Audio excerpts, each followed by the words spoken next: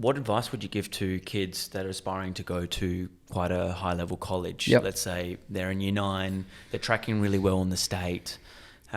What are the necessary steps? What are some of the things that they might not know that they need to do in the next few years to get themselves in a position to actually go to a high level college? Yep. Yeah, I think the biggest thing is to, as a junior player, and I still coach some juniors and stuff like that too, pretty high level juniors, is not to get caught up, and it's easier said than done, being great at 12 or 14 or, even 15, you know what I mean? I think you've got, look at the development side of it, you know what I mean? Try to just continue to get better as a player. Don't sort of shun, I don't want to practice with Luke because he's a rival of mine and I don't want to lose a practice set to him or whatever. It's actually going to make everybody better, you know what I mean? And I think that's really key, is practicing with as many different players as you can and trying to get the level around you up, because at the end of the day, they're not really your competitors, right? You're not competing with people just from Adelaide or just from your academy. You know what I mean? You're competing for a scholarship against, a player from Romania, against a player from France, against a player from Spain. So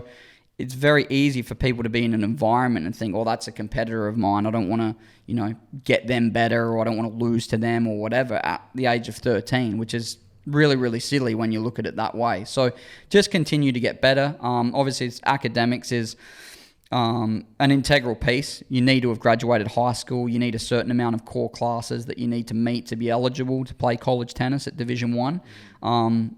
Yeah, but then just be the best player that you can be, and whether that's UTR, as I said, is probably the thing that the coaches use the most. It's like any ranking system. That can it be manipulated a little bit? Sure. Is it totally accurate? Probably not, but it's about as good as it can get, depending on, the data that you're going off and things like that. But if you get better, then UTR is going to go up. Your ranking is going to go up. So just continue to sort of get better, 100%.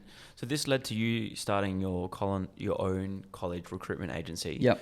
How did that come about, and what are your intentions behind actually starting them? Yeah, so I think as a coach, when I was coaching in college over there, there's a lot of agents or consultants or whatever you want to call yourself from all parts of the world. And what I sort of find, or what I found with that, and it still does happen, to be totally honest, is you've got people that were maybe a player in college, and I played college tennis. Okay, I'm going to help people come over. And I think, great, you've got more knowledge than somebody that's never been over to the States and not played in college, but there is so many different layers to it that maybe they still don't know, that after being a coach, the process that actually you need to go through to get admitted to a university, how coaches negotiate scholarships. Just because they're talking with you doesn't mean they're offering you a scholarship. They might be talking to 25 players for one spot. You know what I mean? The time, how they're communicating on those calls. Are they interested? Are they just sort of stringing you along? Those kinds of things. So just having all that insider knowledge, I think, is huge. And then, 100%. And then knowing the coaches as well, I think, is huge as far as a player's experience. You know what I mean? You can go to the States and play college tennis, but what's your personality like, Luke? Do you like somebody that is going to be on you? Do you actually want a tennis coach, or are you okay with somebody that's just a manager and really encourages you a lot? Because you'll see a wide range of coaches in the States. Some have very limited tennis background as far as a player and that kind of thing.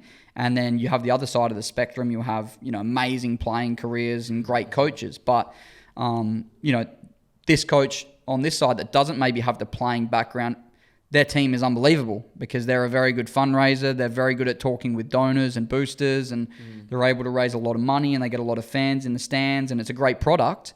But as far as, maybe your development as a player, if you want to get your forehand better, might not be the best place for you.